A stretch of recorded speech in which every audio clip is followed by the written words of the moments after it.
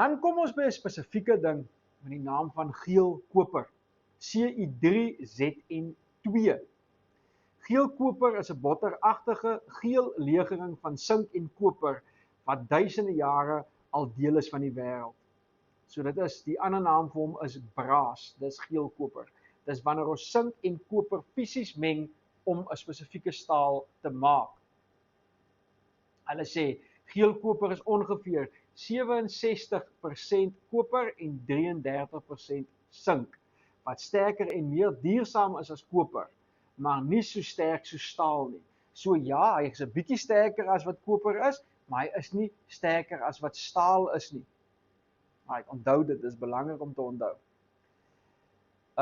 Die eienskappe wat jy gaan kry by geel koper is, hy's sterk, hy's masjienbaar, hy's rekbaar, hy's slytasiebestand, hy's taamlik hard, sy kleur wat hy het maak hom uniek, sy geleidingsvermoë vir elektrisiteit en ook vir hitte, en ook hy is 'n antimikrobies en hy is korrosiebestand, so hy roes nie so maklik nie.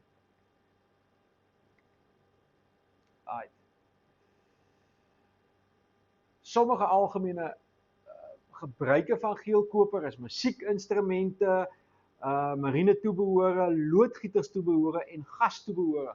Julle sal, as julle mooi terugdink in graad 11 toe julle geleer gasswys het, die gasswys nozzeltjies is gemaak van 'n tipe koper wat dan nou basies geel koper is. Right.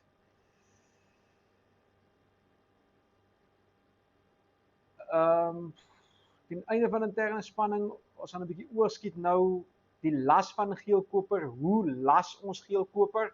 In graad 10 het julle geleer van soldering en ja, ons gebruik soldering om geel koper dan basies te las. Wat baie kan ek dit nou sit? Dit is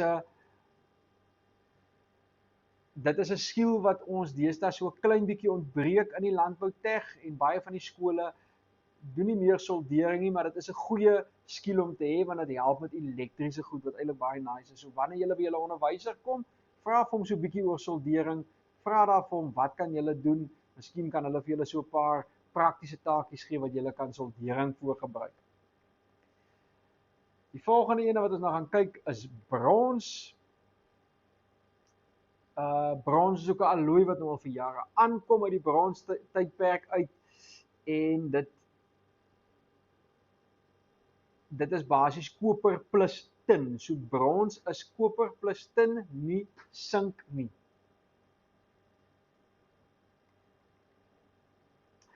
Alhoewel brons oor die algemeen harder as yster is, het die bronstydperk plek gemaak vir die ystertydperk omdat yster makliker verkry was. Yes. So brons is later maar vervang deur yster omdat yster baie makliker te kry was. Plekke soos Kathu waar die ysterertsmyne sit. Jy sal sien dit is 'n ding wat aanhoudend aan die gang is. Kathu se myne raak net groter, hulle raak nie kleiner en met die hoeveelheid ystererts wat hulle uithaal op die laaste tyd. Die eienskappe van brons wat ons deur gaan wat in julle handboek ook sal wees en julle 'n bietjie met julle onderwyser ook daaroor praat, is die volgende. Vanaf hier deurkom. Brons is bestand teen roes, so hy roes nie so vinnig nie, veral seewaterroes, so hulle gebruik hom by seewater toerusting. Hy het nie metal fatigue nie, met ander woorde staal teen staal vryf nie tegenwoordig van af nie. Hy's 'n beter geleier van hitte en elektrisiteit as die meeste ander stale. Hoë elektriese geleiding, hy kan taamlik hoog elektrisiteit vat, lae wrywing eienskappe, so hy verweer nie so vinnig nie. En dan het hy ook 'n ding soos klokbrons wat resonante eienskappe het vir daai klok wat jy so lui en dan die weerstand teen seewater korrosie.